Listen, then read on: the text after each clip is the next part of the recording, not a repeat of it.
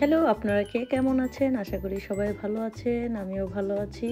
প্রথমেই দেখতে পাচ্ছেন আমি চিজটা গ্রেডিং করে নিচ্ছি। আসলে আজকে আমি নতুন কিছু করব, তো আপনাদের সাথে শেয়ার করছি।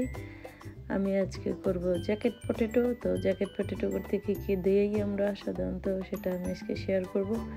তো প্রথমে আমি দিয়ে দেব টুনা, কৌটার টুনা। এটাকে আসলে টুনাও দেওয়া যায়, চিংড়ি মাছও দেওয়া যায়। তো টুনাটা আমি দিব।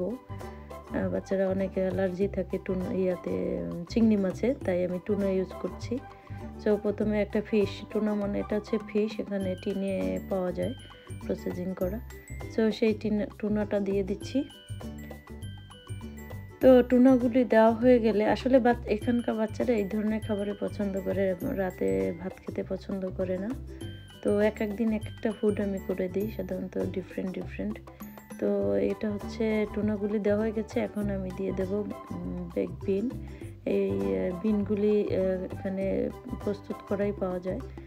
তো এটাকে আমি দিয়ে দিচ্ছি টমেটোর সাথে, আসলে এগুলি বিনটা করা। তো এটা আমি দিয়ে দিচ্ছি। প্রথমে টুনা দিয়েছি, এখন এটা দিচ্ছি। আর আমি দিয়ে দেব এরপরে গ্রেডিং করা চিজটা দিয়ে দেব।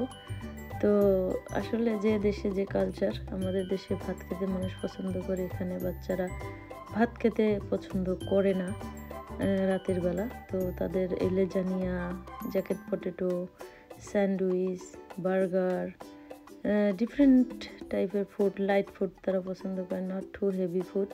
লাইক আমরা আমাদের দেশে এক প্লেট ভাত খেয়ে নেই, এটা দেশে বাচ্চারা খেতে চায় না। তো দেখতে পাচ্ছেন আমি এই চিজগুলি দিয়ে দিয়েছি, আর এই যে পিজ আর সালাদ রাখা হয়েছে, আর সেগুলি আমি পরে দিয়ে দেব। তো এখন এইটাকে আমি মাইক্রো ওভেনে বেক করে নেব। 20-25 মিনিটস বেক করলে হয়ে যাবে। সো আমি এক করে বেক করে তারপরে আমি এটা সালাদ আর ওই যে পিজ আছে সঙ্গে দিয়ে দেব। আর সঙ্গে থাকবে মিল্ক, ফ্রুটস আছে, সেগুলিও একটু দেব। তো এই তো রাতের খাবার আমার 5 ছেলের রেডি করছি।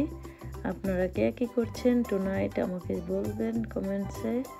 আর আপনাদের জ্যাকেট পটেটো কার কার ভালো লাগে তাও জানাবেন। এইটা আসলে বাচ্চা না, এটা এখানকার বড়রাও খায় জ্যাকেট পটেটো। আর পটেটোগুলি অনেক বড়, প্রায় 1.5 কেজির মতো একটা পটেটোর মধ্যে, অনেক বড় পটেটো এগুলি, ছোট পটেটো না।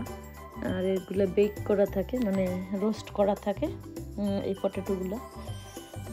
তো এই তো তৈরি হয়ে যাবে আমার জ্যাকেট পটেটো। তবে ফুল অফ চিজ দিতে হয়। জ্যাকেট পটেটোর মেইন যে উপাদান তা হচ্ছে ফুল অফ চিজ, আর ফিলিংটা দিতে হয়। Thank you so much for watching. Thank you.